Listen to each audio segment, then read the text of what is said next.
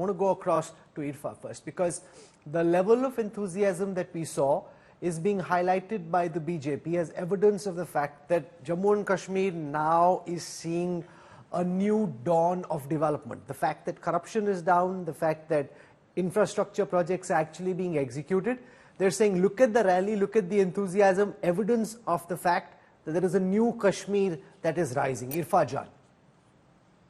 Well, you are discounting the evidence that Umar Abdullah Sahab and National Conference has put forward, where thousands of these people who've actually attended the rally turned out to be government employees. In fact, the list that Umar Sahab has already shared on his Twitter account runs into thousands. These are government employees sitting there and BJP workers. These government employees were told that they have to mandatorily report at Bakshi Stadium at 5 in the morning, and if they failed to do so, they would be thrown out of the jobs. You had the daily wagers and the Anganwadi workers who were forced to go into this rally, and the BJP workers. So let's stop calling it peace, enthusiasm of locals. It was an employee, it was a staged crowd that only had government employees to begin with. Now, coming to the promises that you're saying, the irony of the situation is that the promises that the BJP government used to make to the people of Jammu and Kashmir, not that they acted on any of those promises anytime, they've stopped making those promises also. They did not, at least till last year, they at least used to promise statehood. Diya nahi, but kam se kam bolte the. In this rally, the Prime Minister did not even talk about statehood, something that they promised on the floor of the Parliament again and again. They did not talk about assembly. Let Ranbir Pathania respond to both your points. One, that many of them were government employees brought in mandatorily.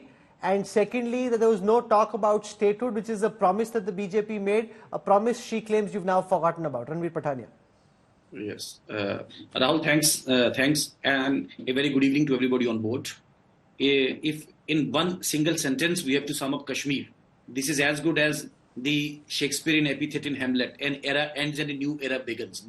So 5th of August 2019 marks the beginning of a new and a golden era in the history of Jammu and Kashmir. Better security environment, nobody will dispute it. Bigger industrial investment, 2 crore tourists, and no stone peltings. Bigger industrial, bigger employment pushes also. And first of all, Dil ki duri or Delhi ki duri, it has reduced.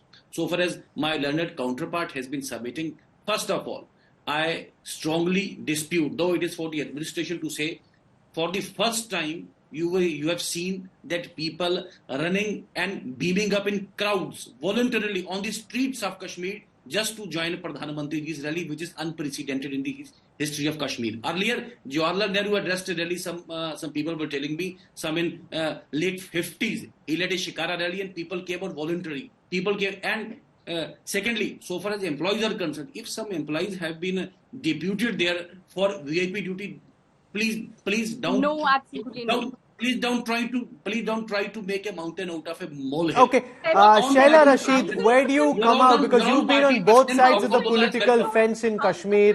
What do you make of the charges that are being leveled by the opposition, that these are government employees who've largely been brought in, and the second point about the Prime Minister not speaking about the promise of separate statehood for Jammu and Kashmir?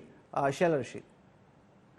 So first of all, I will address your point, but let me first sort of get out of this debate. In 2011, when I was a college student, I remember that the Honorable Prime Minister at that time, Dr. Manmohan Singh, he visited Kashmir Valley, and we had to face a total comms gag. There was no internet, no SMS, the mobile towers just vanished because the security situation was such. So today, the biggest takeaway from this rally is that a Prime Minister is visiting Kashmir Valley itself, not Jammu, not Ladakh, Kashmir. And we are running a social media campaign using full-speed broadband, 5G. There is no comms gag. There is no restriction on the mobile towers. So this shows us the massive improvement in the security situation over the last, 10, 12 years that has happened. So I think that is the first takeaway. And as the Honorable LG Saab mentioned in his speech, and I'm speaking as someone who's been concerned about human rights, he said a very important point. He said कि आज किसी भी माँ को अपने बेटे के मतलब उसके सामने अपने बेटे को उसको आंखें नहीं खोनी पड़ती, उसको अपना विजन नहीं खोना पड़ता pellets की वजह से. So I think he touched upon a very important point.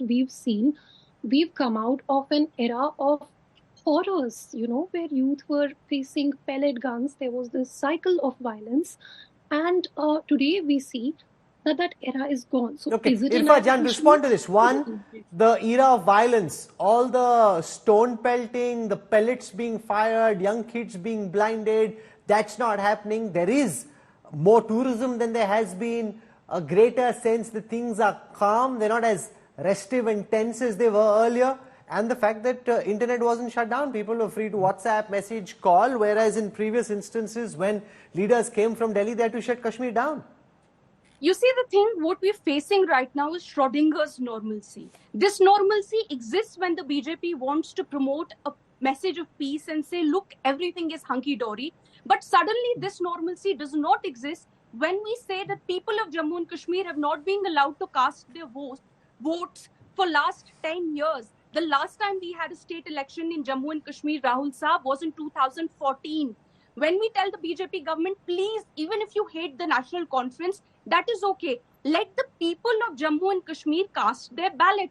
They say, sorry, security situation theek nahi hai. But when the propaganda has to happen, suddenly the security situation is so Shaila, good. Rashid, how do you respond to this? If things are as hunky-dory as you say they are, why isn't the BJP government calling for elections? Then let there be elections, let people decide. Ifra, you've spoken. I'm trying to be as fair as possible. We also want to keep it sharp. I'll come back to you for more later. Shaila, Rashid, let there be elections. See, I can't speak for the government of India or for the BJP, but the Supreme Court of India has already directed the government, and as far as I know, the government has filed an affidavit that we will hold election. तो हो जाएगा election, but election is not, मतलब election का क्या करें हम लोग जब तक normalcy नहीं होगी, जब तक peace नहीं होगा. And we've seen in the last 5 years, since August 2019, 32,000 government jobs, including J&K Bank jobs, have been fulfilled. Another 32,000 youth have received skills training under the Himayat scheme. 1,028 services, government services, have been digitalized, so people don't have to supplicate before a bureaucrat or a politician to avail of government services. We've seen 100% saturation in schemes like Ujala, Ujjwala, which is very important to the women, who have to collect firewood to cook. Old age pension, disability pension, all of those things. And the most successful. I mean, today someone in the rally in a video, he actually said that पहले जब यहाँ कोई बीमार पड़ता था, तो उसको अपना घर बेचना पड़ता था इलाज कराने के लिए. But now we have a general health insurance, which is, which is something that you have in all. So now, Ifra, respond to what you're hearing from Shaila, because I've been coming to Kashmir for many years. The fact is that a lot of money was pilfered in corruption. It used to come from the center, was never deployed. The government can argue corruption is down, may not have been eliminated, but is significantly down. Money coming from Delhi is actually being spent in Srinagar. Absolutely not. Corruption has gone up. And we not only see local corruption in the BJP administration, we also see corporate corruption taking roots in Jammu and Kashmir, which had never happened. That's number one. The old age pensions and widow pensions that National Conference government and our governments had continued, the BJP has discontinued those old age and handicapped pensions. Coming to the tourism numbers that you're talking of, the tourism numbers, National Conference used to get around 25 lakh tourists. That's exactly the number BJP is getting at this point. Except what they're doing is they're now fudging the tourism numbers by counting yatris as tourists and saying Amarnath yatris और tourists को मिला के एक number present कर रहे हैं.